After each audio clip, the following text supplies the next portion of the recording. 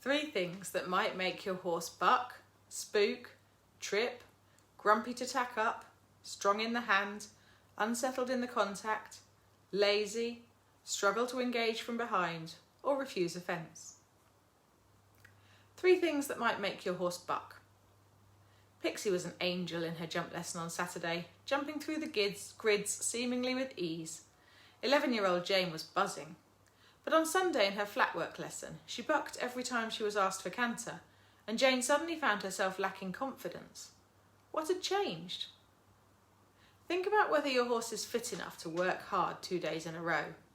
Often, ponies aren't ridden during the week and are expected to work hard twice at the weekend. Is it any wonder they're sore on the second day, and that this soreness might be expressed through bucking? If Pixie's saddle hasn't been fitted for her, she might be able to tolerate the discomfort of a poorly fitting saddle for 1 day, but not 2 days in a row. She might buck because her saddle's hurting her.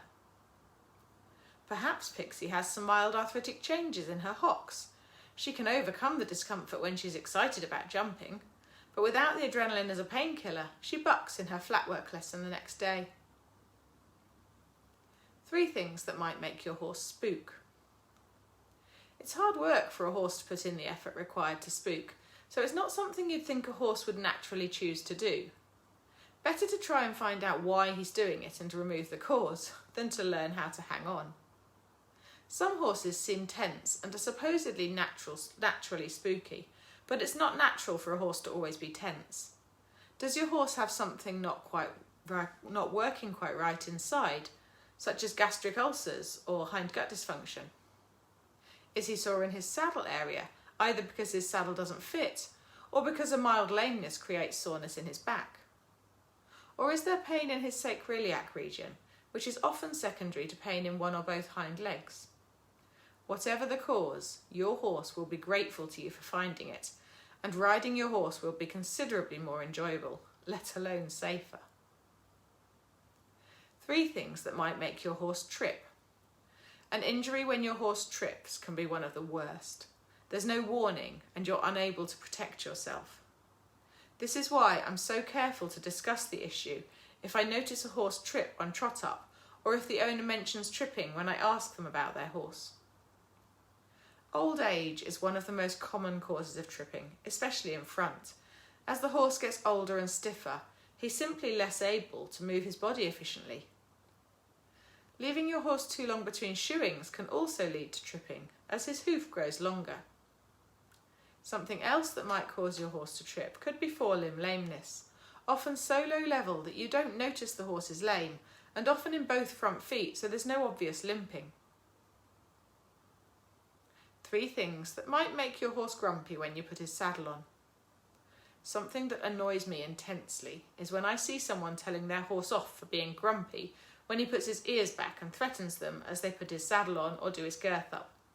This horse is not being grumpy, he's communicating that something's hurting. I'm not saying that in the case of saddling we can always remove the discomfort. Still, we should, at the very least, be aware that this is communication, not bad behaviour. We should show our horse the respect he deserves by finding the source of the pain, or if we cannot, by making the tacking up process as pain-free as possible. Some horses demonstrate pain when saddled, but seem comfortable and willing in their ridden work and score less than 8 out of 24 on the ridden horse pain ethogram. Sometimes there's a really obvious cause for the discomfort, such as the saddle not fitting well. Other times there's a less obvious cause, perhaps a bilateral forelimb lameness, when the horse is mildly lame on both front legs, and so it doesn't show up as lameness because it's on both sides, so he doesn't limp. And then there are the horses where, despite rigorous investigation from the vet, a thorough assessment from the physio, good farriery and a second opinion saddle fitter, you still don't know the root cause of the problem. That doesn't mean there isn't any pain. It doesn't mean your horse is grumpy after all. It means you haven't been able to find the root cause of the problem. If that's the case for your horse, chat with your team to find the best way forward, focusing on listening to your horse to the best of your ability. 3 things that might make your horse strong in the hands. It can't be comfortable for your horse leaning on your hands like he does. It makes your back and arms ache, so goodness knows what it must feel like in his mouth. So why does he do it? Think about brain, pain or training. Are you holding on so tight that he can't let go? Has he been trained by a previous rider to go in this way? Or is he sore through his neck and the only way he can ignore the pain is to lean on the bit? 3 things that might make your horse unsettled in the contact. It can be frustrating when your horse is unsettled in the contact and keeps shifting the position of his head and neck. You're doing everything you can to sit in balance and keep your hands steady, and you still can't achieve that consistent outline. Why is he doing it? Here are just 3 possibilities. Perhaps he's not comfortable in the bit you have him in. There are bitting consultants who can visit to trial different bits for you. Maybe his saddle isn't fitting him. Has he changed weight since you last had it checked, or has it been longer than 6 months? Or there could be mild lameness, either in front or behind, so low level you can't see it. Drop your physio a message and ask him to come and check your horse over to help you find the reason. 3 things that might make your horse lazy. Sometimes it can feel as though you're working harder than your horse when you ride him. Remember that your horse does not set out determined to make life difficult for you. There may be a reason why your horse is lazy in his ridden work. This could be brain, pain, or training. Perhaps your horse really does have you wrapped around his little finger and knows that he can get away with a minimum amount of effort doing a job that he doesn't enjoy anyway. Perhaps he's learning something new and struggling to understand what's asked of him. Or possibly he's sore, maybe with arthritic hocks, and it's more difficult than you realise for him to do what you're asking him to do. First, assume pain, because a horse can only communicate pain through behaviour or performance. 3 things that might make your horse struggle to engage from behind. Horses are powerful animals and the hindquarters are the powerhouse. For the horse to engage correctly, he must be able to lift through his sternum, move freely through his ribcage and thoracolumbar spine, and activate his hindquarters. If your horse is stiff through his neck, he'll struggle to lift through his sternum. If he's sore through his back, he'll be unable to move comfortably through his thoracolumbar region and therefore will be unable to move freely through his ribcage and spine.